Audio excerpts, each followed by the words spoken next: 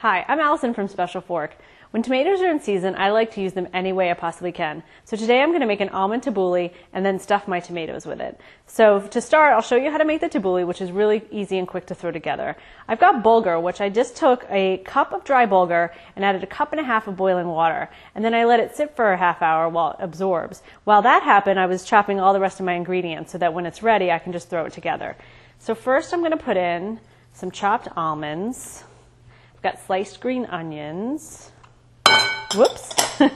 some fresh chopped parsley, some mint, some really great vibrant flavors, lemon juice, some oil to kind of bind it all together, and then raisins and ground pepper. So I don't have any salt because I'm going to have it in my feta cheese that I'll garnish at the end. I'm just going to stir this all together, make it sure it's nice and evenly distributed. And then once I have this how I want it, I'm going to actually let it sit in the fridge for about 2 hours so that the flavors can meld together. And then I'll come back and stuff my tomatoes.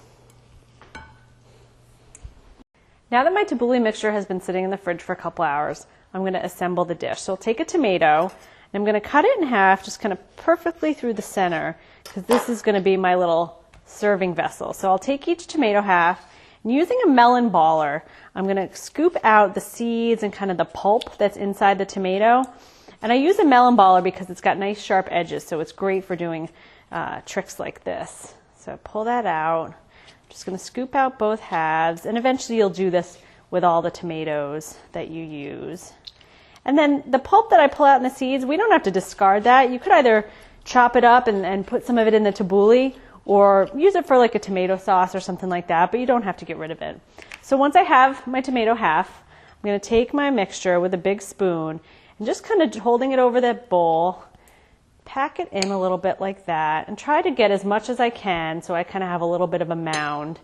Then put it right on a serving platter. I'll do the second one, the second half. So these could either be served, one per person or two, depending on what else you're making that day.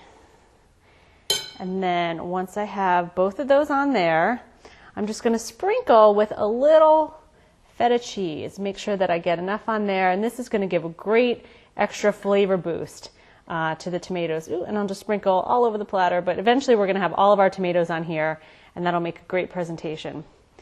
For more recipes and ideas on your smartphone, go to specialfork.com.